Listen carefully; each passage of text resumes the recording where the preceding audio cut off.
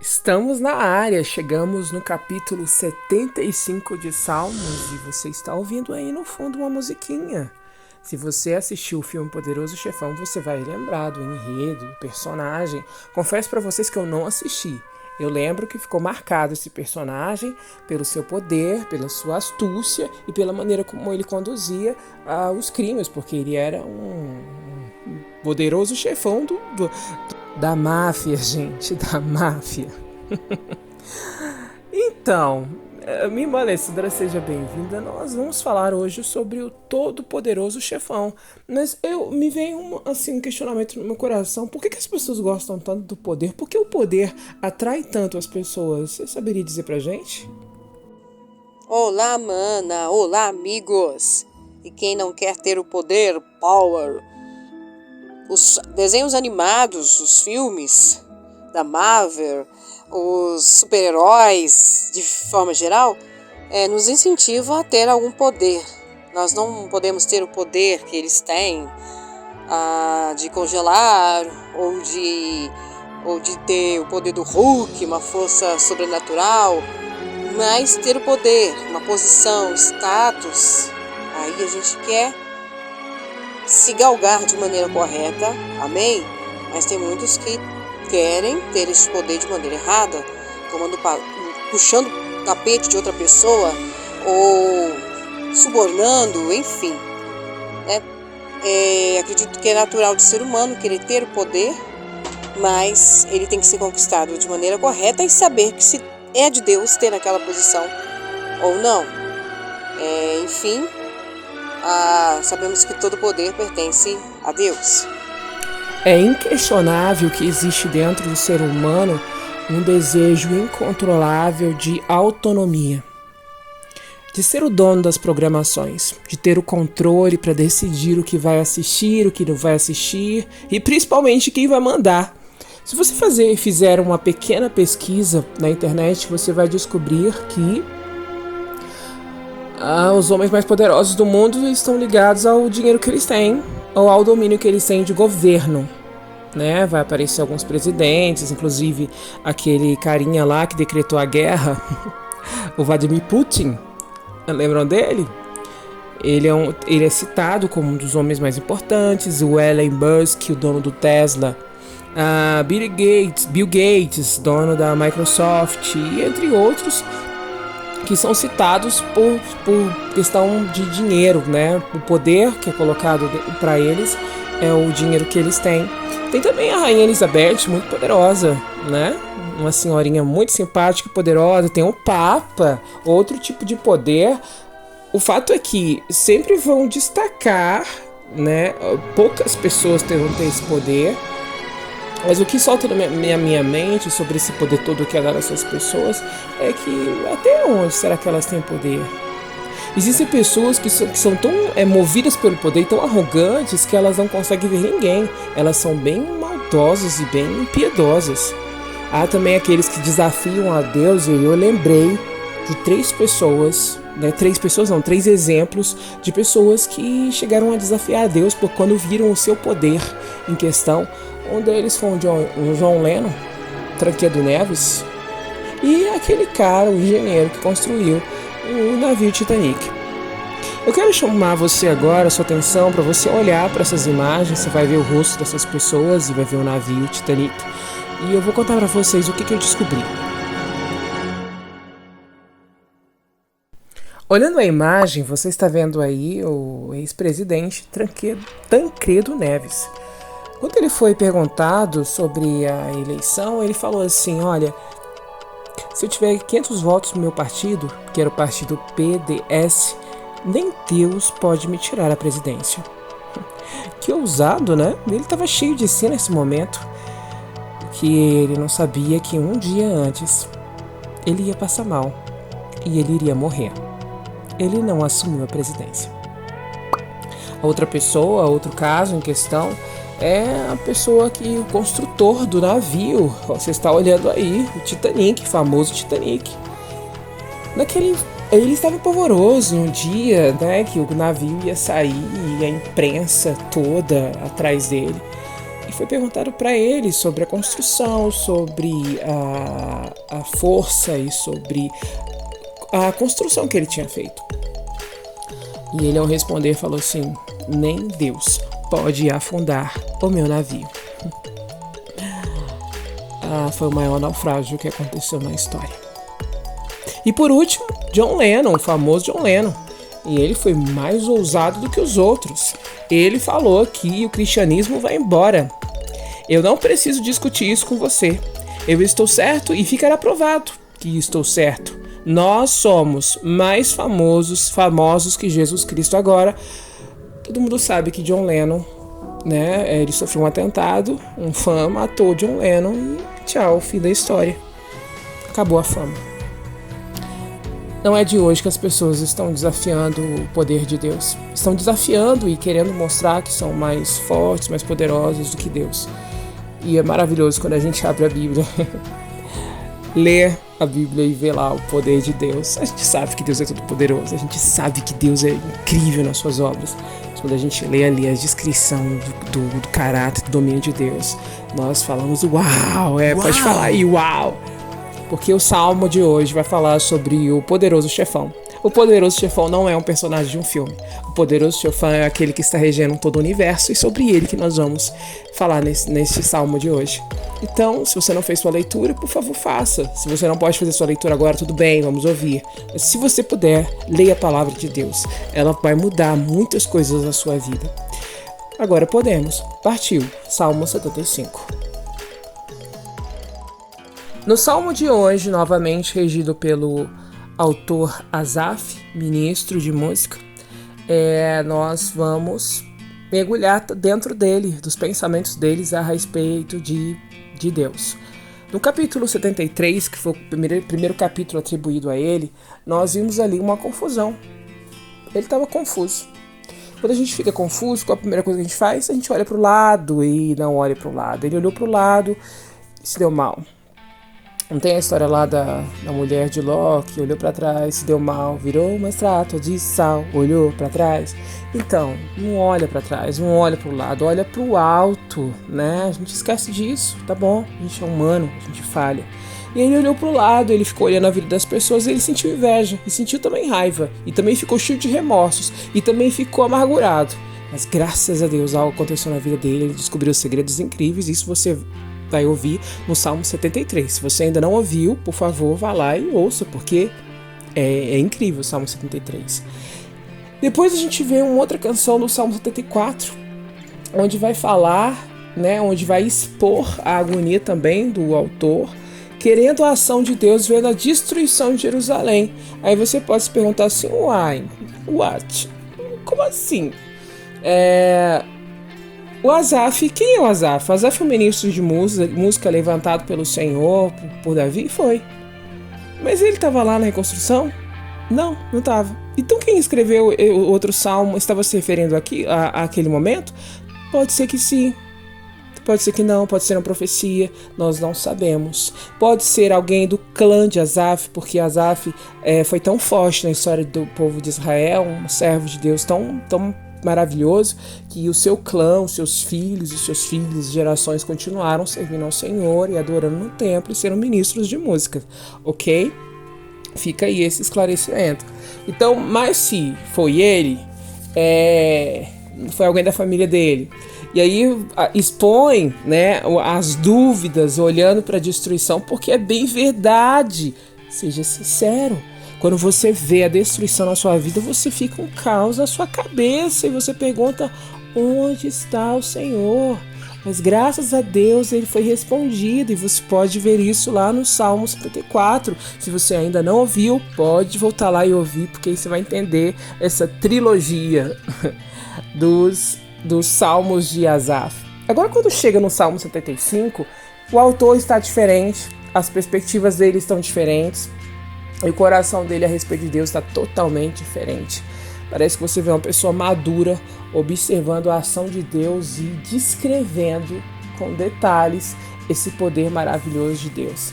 Nesse salmo nós podemos encontrar 3 tipos de sentidos diferentes. O primeiro é o versículo 1, que mostra que Deus é o dono de todo o poder. Ele é o poderoso chefão. No segundo momento, o versículo 2 ao versículo 9, descreve a primazia de Deus, ou seja, o seu poder sobre todos os povos da terra em todas as épocas. Depois nós encontramos no versículo 10, que é a parte final, onde Deus mostra que ele tem a última palavra. A última palavra não é do seu advogado, do seu juiz, diante do seu juiz. A última palavra não é o seu médico, né, que dá um laudo para você. A última palavra não é do seu chefe que te demitiu. A última palavra é de Deus. Traga isso para sua vida. Então, no versículo 10, nós vamos encontrar isso. Quando o autor aqui expõe esse governo de Deus, essa primazia de Deus, nós olhamos para a nossa realidade no Brasil, né, vamos falar aqui de governo, e a gente vê que o Brasil está polarizado. O que é uma polarização? É quando existe só dois lados. E eu nem vou entrar no mérito da questão, porque eu não estou aqui para falar de política. Uma coisa que eu estou aqui para dizer é que existe só um lado. Qual é o lado? O lado da justiça, o lado da equidade, o lado daquilo que é benéfico para o seu país, não só para você. Então o autor aqui está mostrando que existe só um lado. Qual é o lado? O lado de Deus, Todo-Poderoso, que governa todas as coisas, que sabe todas as coisas, que está no controle de todas as coisas. Se você acha, né, se você olha para a história do Brasil e fala assim, está sem controle, não está, não. Deus está regendo tudo bonitinho. É você que não está entendendo como é que ele está movendo essas cadeiras. É nós que temos essa dificuldade de compreender, assim como em todas as áreas da nossa vida. Ele está no controle, Ele está dirigindo os nossos passos e os nossos caminhos. Glória a Deus por isso. Então ele começa aí, você vai olhar no primeiro versículo, ele reconhece, dando graças, ó Deus. Ele chama o nome, ele conhece o nome. Quando você conhece uma pessoa e você a chama pelo nome, não é? Quando você conhece, você fala, ei, você aí, tu aí, você. Agora, quando você conhece o nome, você fala, ei, Maria, José, João, Joana, você sabe o nome da pessoa. Esse autor aqui está falando o nome de Deus, por quê? Porque ele conhece a Deus. Uma lição para nós precisamos conhecer a Deus, conhecer tudo que está no nome dele, toda a profundidade do que há no nome dele. Ele diz que ele é o eu sou. Sabe o que significa isso? Não tem um início, um meio, um fim. É alguém que sempre existiu. Alguém que controla todas as coisas, alguém que nos criou para o louvor da sua glória, que te amou antes de qualquer outra pessoa, mesmo que pai ou mãe não tenha amado, isso a gente viu na vida de Davi, mesmo que tenha passado por momentos difíceis, é alguém que nos ama do jeito que nós somos, e nós temos que conhecê-lo assim como um autor que o conhece, que o chama pelo nome. E ele dá graças a Deus porque ele está próximo. Não é um Deus distante, não é um Deus de barro, não é um Deus que quer ser reverenciado com coisinhas, com amuletos. É um Deus que está próximo aqui, fala com ele agora e ele está perto de você. Ele está enxergando o que você está passando, ele enxerga quem você é, ele enxerga as suas lutas, ele está com você, ele não te abandona, ele não te deixa. Essas verdades precisam fazer parte de nós, precisam impregnar a nossa consciência, porque a nossa consciência é endurecida. Veja que o autor, em 2 salmos anteriores, estava olhando para a vida dos outros, enquanto tinha que olhar para Deus. É a natureza humana, a gente é assim. Se a gente não tomar cuidado, a gente flerta com outras visões e com outros pensamentos e nos esquecemos de quem é o nosso Deus, que está próximo. O Deus, o poderoso chefão, está próximo. E aqui, em toda parte, se fala de tuas maravilhas. É só você parar e olhar a natureza. É só você parar e olhar o ecossistema. É só você parar e olhar para o seu corpo e ver como é perfeito a engrenagem. É só você parar e fazer um esforcinho, tá bom? Não pode olhar com o olho desse mundo. Não pode olhar com uma perspectiva que a televisão passa para você. A televisão nunca vai passar para você uma perspectiva das maravilhas de Deus. Entenda isso. A internet, pior. Não vão. Quem vai passar isso? A palavra de Deus. E aí, nesse primeiro momento, nós enxergamos essa relação que existe. Nós enxergamos que o coração do salmista está cheio de esperança. E preciso dizer que a esperança, ela é um resultado do amor. Lembram lá em Coríntios 12, que fala sobre a fé, o amor e a fé, a esperança e o maior é o amor, esses 3 elementos caminham juntos. Existem as pessoas que lutam, que são partidaristas, que lutam por algo, que elas têm uma perspectiva e elas acreditam naquilo, mas elas não têm amor. Por isso que muitas vezes mata-se, fazem coisas horríveis uns com os outros, briga-se, entra em brigas de política, de coisa. Pra quê? Que perda de energia. O que deve existir no nosso coração é a fé, a esperança e o amor. E o amor define todas as coisas. O amor revela todas as coisas. E aí no segundo momento ele vai expor aqui, a partir do versículo 2 até o versículo 9, ele vai expor aqui a primazia de Deus sobre os povos, sobre as pessoas, o governo de Deus sobre as pessoas. E ele vai dizer pra gente, olha o que vai acontecer com essas pessoas. Tu disseste, quem disse? Deus. No tempo que determinei, julgarei com justiça. Quem é o todo-poderoso chefão? Que age com justiça é o nosso Deus. No tempo que ele determinar, marca isso aí, marca para sua vida. No tempo que ele determinar vai acontecer a justiça que você está esperando. E ele vai fazer a terra e os moradores da terra estremecer. Questões sociais, questões políticas, questões morais. Deus está no governo, ele está controlando a história. Quando a terra e os moradores se estremerem, ele vai mostrar que ele é o Senhor. E o padrão do nosso Senhor é a justiça. Se você é assim como eu, porque se tem algo que eu brigo na minha vida pela justiça, por todas as coisas, meu Deus é muito mais eficiente do que qualquer partido político ou idealização, algo ideológico da nossa mente. Muito mais. Sou eu que tenho mantido firme seus alicerces. Alicerces do quê? Da terra. Sabe, esse amanhecer, anoitecer, amanhecer, anoitecer, amanhecer, anoitecer, que acontece todo dia, essas repetições. Quem é que faz isso, senão Deus? As chuvas, as estações do ano, essa maravilhosa máquina que é a lua. Gente, a lua vai mudando as coisas, e vai mudando as estações, vai mudando a plantação.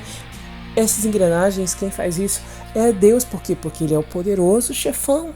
Não adianta o homem achar que é muito bom, sabe? O homem tem essa história de achar que é muito bom e consegue as coisas sozinho. Lembra que eu falei aqui que na lista dos poderosos, as listas que são emitidas é em relação ao dinheiro. O poder é o dinheiro, e o dinheiro dá orgulho, dá arrogância. E as pessoas realmente acham que são donos de todas as coisas porque elas têm poder. E aí tem um interlúdio aqui. A gente para e pensa nisso. Depois vem advertir os orgulhosos. Parem de contar vantagens.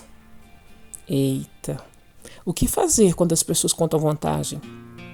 Se tem uma coisa que é feia é quando a gente começa a contar vantagem. Em nome de Jesus, tire isso da sua vida. Vamos tirar isso da nossa vida. A gente não tem que contar vantagem de nada.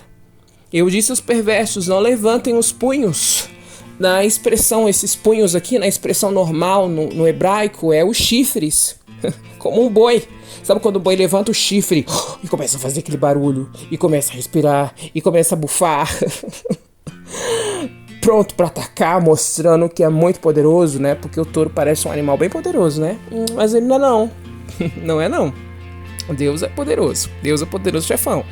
Então ele levanta os punhos com rebeldia e falam com tamanha arrogância. Isso no versículo 6. Pois ninguém na terra, do leste ao oeste, nem mesmo no deserto. O que quer dizer nem mesmo no deserto? Sem plateia. Mesmo que não existe plateia e a pessoa tá lá se amostrando e se achando que é dono de todas as coisas, que tá no domínio. Até ali o Senhor tá de olho nessas pessoas.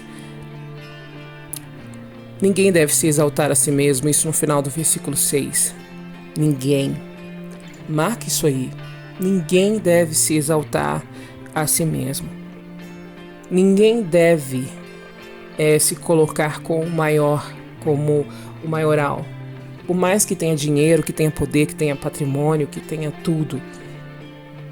Ninguém. Porque somente Deus é quem julga. Ele decide quem se levantará e quem vai cair. Isso no versículo 7. Ele decide. Às vezes, pessoas como esses casos que eu coloquei, John Lennon, Tancredo Neves, o cara que construiu o navio Titanic, poxa, eles ali, eu tô por cima, olha o que eu fiz, olha o que eu conquistei, olha onde eu estou.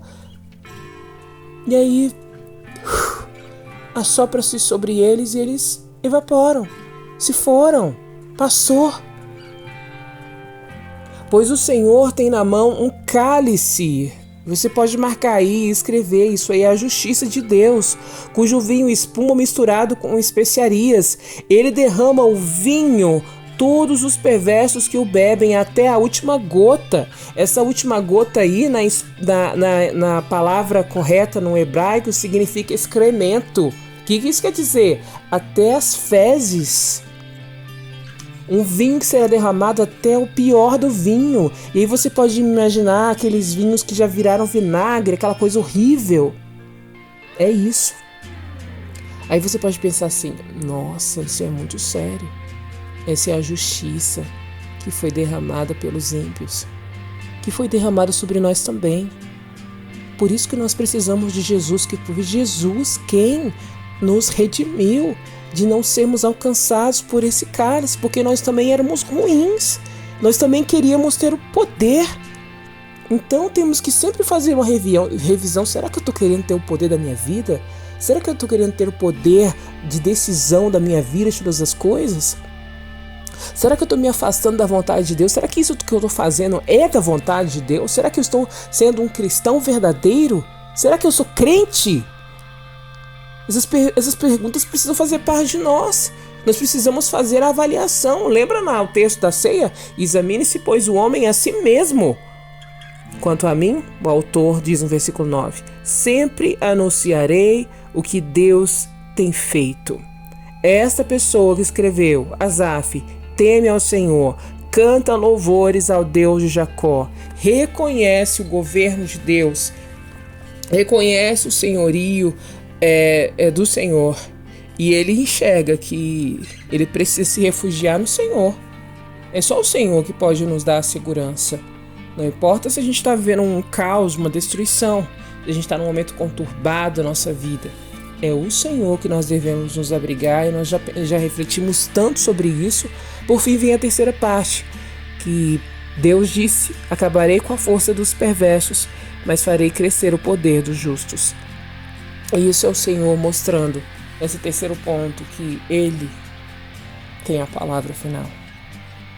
A palavra final é do nosso Deus. Nós vamos viver num mundo de injustiça. Você pode olhar por todo lado, todo canto a gente vê histórias horríveis de injustiça. E para isso a gente precisa aprender algumas lições que eu quero que a gente leia agora. 1 Pedro 5, do versículo 6 ao versículo 7. E diz assim: humilhe-se debaixo da mão poderosa de Deus, e em sua ocasião oportuna, Ele levantará vocês.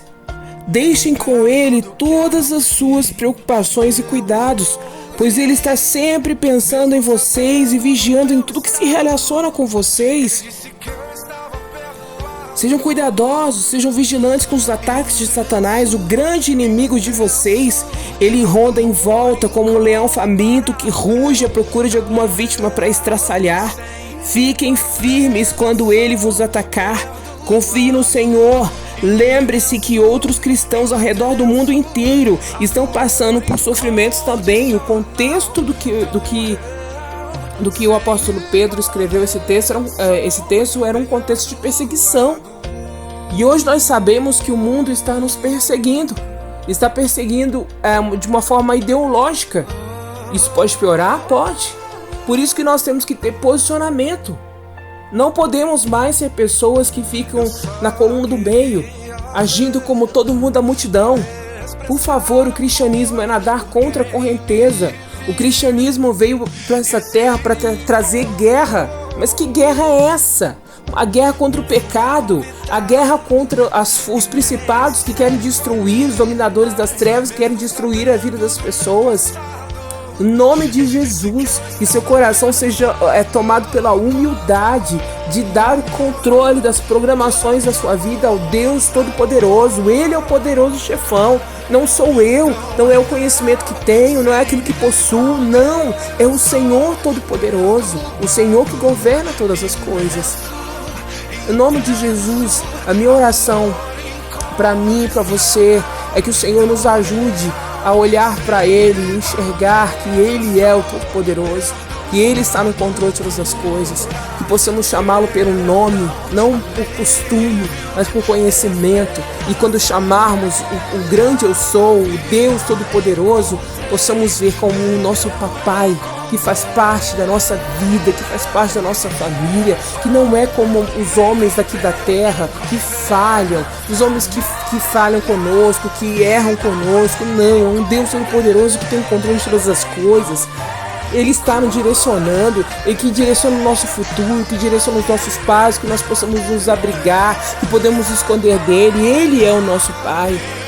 Que no nome de Jesus, que toda dureza de coração, que dura cerviz, possa ser quebrada com o poder da palavra de Deus, que possa ser quebrado com o poder do Espírito Santo do Senhor. Só Ele tem capacidade de adentrar no nosso cognitivo, no nosso cérebro, e desfazer os sofismas e os pensamentos que fazem com que queiramos ter controle das coisas e fazer as coisas do nosso jeito. Nós não queremos nada do nosso jeito, nós queremos seguir a vontade do Senhor, nós queremos seguir os passos e as diretrizes do Senhor, caminhar segundo a sua vontade. E no nome de Jesus nós oramos e nós louvamos por essa palavra.